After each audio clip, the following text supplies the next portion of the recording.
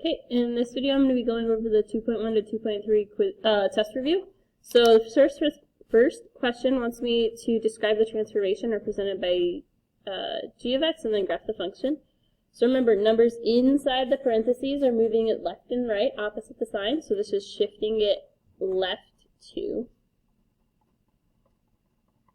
And then if I had a number on the outside, it would match the sign and it would be up or down. So positive numbers would be up and negative numbers would be down. And then I also have this number out front. So that means it's either a vertical stretch if it's a number more than 1, and compression if it's less than 1. So this is a vertical compression because it's less than 1. And I have to say by how much, so of 1/2. Then it wants me to graph this. I'm going to graph this on my calculator. So this is 1/2 parentheses x plus 2 squared. So, looks like this. If I was comparing it to my parent function, that is always just going to be a regular x squared graph.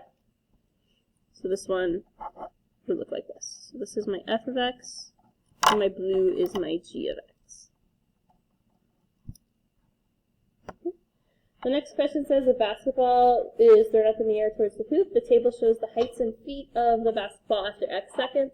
Find the height of the basketball after 5 seconds. Round your answer to the nearest hundredth. Use quadratic regression to determine the equation to model the data.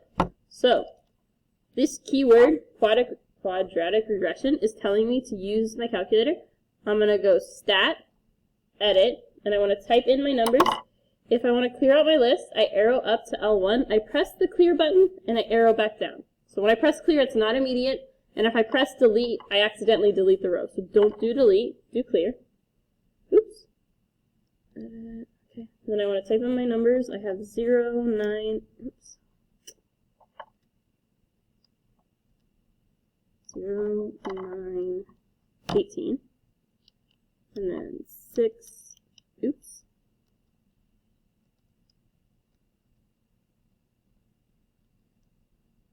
6, 10, and 6. I go second mode to go back home. I press stat again. This time I arrow over to calculate. It says quadratic regression. Quad reg is that. So I press 5. I go down to calculate. I press enter. And it gives me these numbers. Let me just make sure I put these in right. 0, yep, I did. Okay. So I'm going to round to the nearest tenths. I think the ones on the test will be nicer numbers.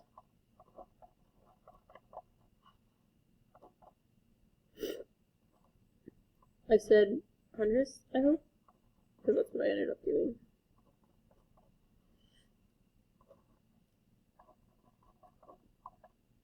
And that is my equation. So I'm pretty sure the ones on the test will give me nice whole numbers, or nice decimals. This one wants me to identify my vertex in the axis of symmetry.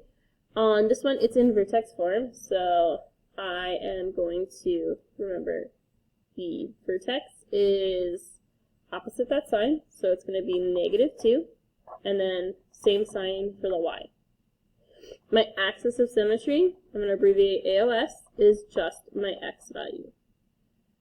This next one wants me to write it in vertex form. I am going to find my vertex in axis of symmetry, and I'm actually not going to write it in vertex form, because I don't need to solve. So remember, to find my vertex in standard form, I'm plugging into -b over 2a. So my a is 3, my b is 6, and my c is 1. So I'm plugging in. I have x equals -6 over 2 times 3. So -6 over 6 is -1. To find my y, I'm going to plug in. So 3 times -1 squared plus 6 times -1 plus 1. this one I can type into my calculator. So I have 3 parentheses negative 1 squared plus 6 times negative 1 plus 1. Oops, I missed a 1. So this gets me negative 2. So my vertex here is negative 1, negative 2, and my axis of symmetry is x equals negative 1. This wants me to determine the following for the function graph below: the domain, the range, and my equation. So I'm going to start off with my domain. That is the same for every single quadratic. It's negative infinity to infinity. My range is going down forever. So I start off with my smaller number, which is down forever, negative infinity, and it stops at my highest y value of 5. Because it includes that 5, I use a square bracket. Then I want to come up with my equation. I can do it one of two ways. I can use my vertex formula, or I can use my factored form, because I have my 2 zeros. I am going to practice my factored form. So that one is y equals a times x minus p times x minus q. This is my p, this is my q, and then this is going to be my xy. So, just kidding, this is the formula I want to use. I could use vertex. I have 5 equals a times 1 minus negative 2 times 1 minus 4. Then I want to simplify the stuff in the parentheses. So I have 1 plus 2 times 1 minus 4. 1 plus 2 is 3, and 1 minus 4 is negative 3. Then I multiply those together to get negative 9. I write my numbers in front of my letters. Then I go ahead and divide both sides by negative 9. So I get a equals negative 5/9. So y equals negative 5/9. And then x plus 2, because I changed the sign, and then x minus 4. This next one says a person throws a ball, releasing it from his hand. The ball's height above the ground in feet after t seconds since it has been thrown can be modeled by the function g of t equals negative 16t squared plus 48t plus 6, where h equals g of t. When does the ball reach its maximum height? I can do this by hand, or I can use the graphing calculator. I am going to use the graphing calculator.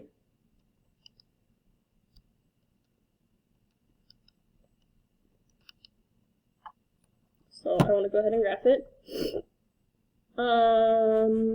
I should clear out my other graph.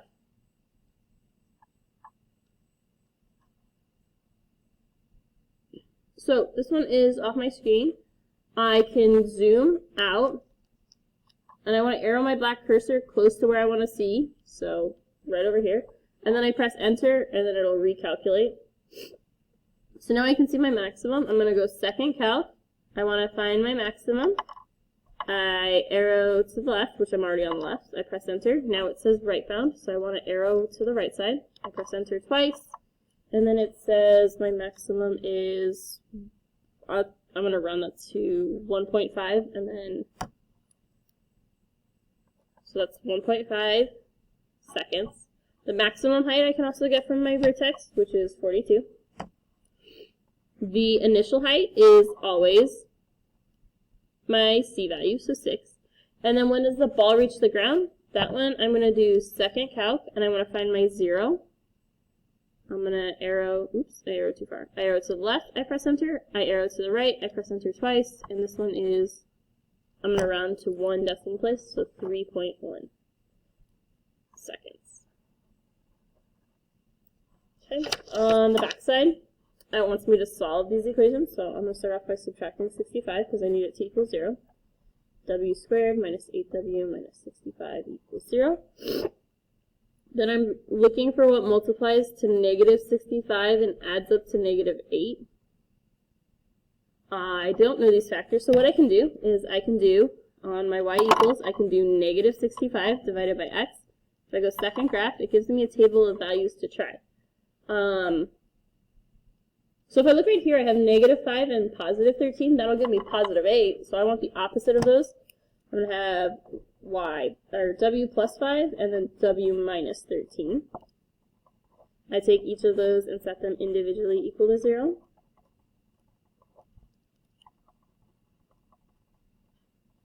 So I get w equals 13, and w equals negative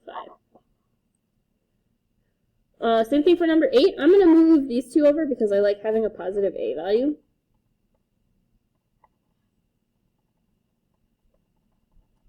So I have a squared plus 10a plus 16 equals 0. I'm looking for what multiplies to 16 and adds to 10.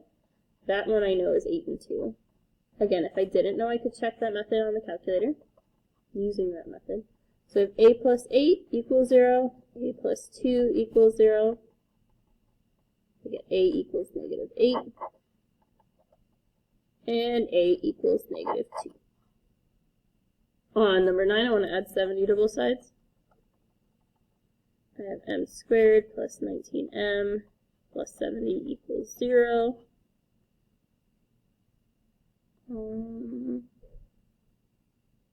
This one is going to be 5 and 14. Again, if I didn't know, I could check on the calculator. Then I set my 2 equal to 0 using the zero product property. Put m equals negative 5, and m equals negative 14. Okay, the rest of this is the no calculator portion. On the first one, it wants me to graph the following and identify the following characteristics. So this is asking for my vertex. That is going to be negative 1, negative 5. So I'm going to go ahead and plot that. Then my axis of symmetry is x equals negative 1. My domain is always negative infinity to positive infinity. My range is my y values. So this one is positive, so it's going to open up. So it's going to start at negative 5 and then go up forever. And the negative 5 is included, so that gets a square bracket. My y-intercept is what happens when I plug in 0 for x.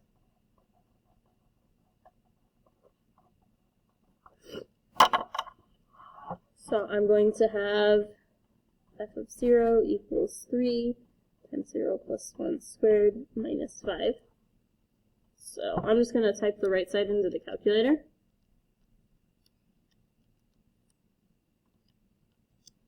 That gives me negative 2. So my y-intercept is 0, negative 2. I plot that up here. I also had my axis of symmetry, which I'm going to go ahead and graph. It's that dashed line. So because this point is 1 to the left of that dashed line, I'm going to go 1 to the right to make my matching one. And then just connect my dots. You will get a point for drawing your graph on the test. This next one wants me to find my vertex, so that's where I'm going to use the x equals negative b over 2a. So my a is 1, my b is negative 2, and my c is negative 3. So then I'm going to have negative 2 over 2 times 1, which is positive 2 over 2, which is 1. So my x value, my vertex is 1. And then I plug back in to find my y value. So I have 1 squared minus 2 times 1 minus 3. I typed that into the calculator. You're not allowed the calculator on here. So if I was doing that by hand, that's 3 times 1 squared minus 5. 3 times 1 minus 5. 3 minus 5 equals negative 2. Sorry, I just realized this right now. And then over here I have minus 2, minus 3. 1 minus 2 is negative 1. Minus 3 is negative 4. So I graphed this one wrong. I graphed that at 1, negative 5.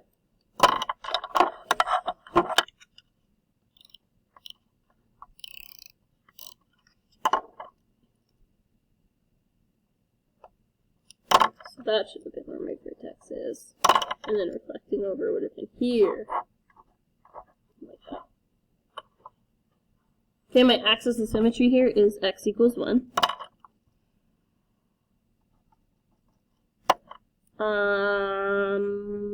I have my y-intercept here. It's negative 3 because it's in standard form. That one is 1 over, so I reflect it over, and then I graph it. Now I can say the rest of this. My positive interval is where it is above the x-axis. I need to find my zeros for this, so I'm going to factor that. I have x squared minus 2x minus 3. This factors to x minus 3, x plus 1. Set those equal to 0. I get x equals 3, x equals negative 1, so I actually should have been right there for my 2 points. My positive interval is going to be where my y values are above the graph. So here and here. That is going to be x is less than negative 1 because that's my left side point, and x is greater than 3 because that's where I should have graphed it. My negative interval is where the graph is below the x-axis. So here it is below. That's going to be my negative interval. It is a continuous line, so I should have one continuous inequality in between my 2 zeros. This one opens up. It has a minimum value, and that is my y value from my vertex, which is y equals negative 4. Okay. The last two are writing equations in different forms. This one wants to write the equation of a parabola in vertex form. So that one is y equals a, x minus h squared plus k. So this is my point, xy, and my vertex, hk. I plug in. I have 2 equals a times 4 minus 2 squared plus my k value of 3. Then I do the stuff inside the parentheses. 4 minus 2 is 2. 2 squared is 4. So I always write the number out in front. Then I subtract 3 on both sides. I have negative 1 equals 4a. Divide both sides by 4. A equals negative 1/4. And then I plug back in. I have y equals negative 1/4 times x minus my h value of 2 plus my k value of 3. Okay, this last one wants me to do it in factored form, so that's y equals a times x minus p times x minus q. So this is my point, xy, this is my p, this is my q. So plugging in, I'm going to have y, oops, not y equals, I know what y is.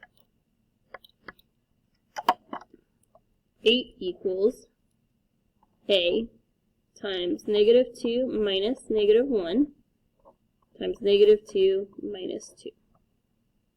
So I want to simplify the stuff in the parentheses. Negative 2 minus negative 1 is negative 2 plus 1, so negative 1. Negative 2 minus 2 is negative 4. Negative 1 times negative 4 is positive 4. Then I divide both sides by 4. I get a equals 2. Plugging back in, I get y equals 2 times x minus negative 1 is going to turn positive, and then x minus the other value, which was 2.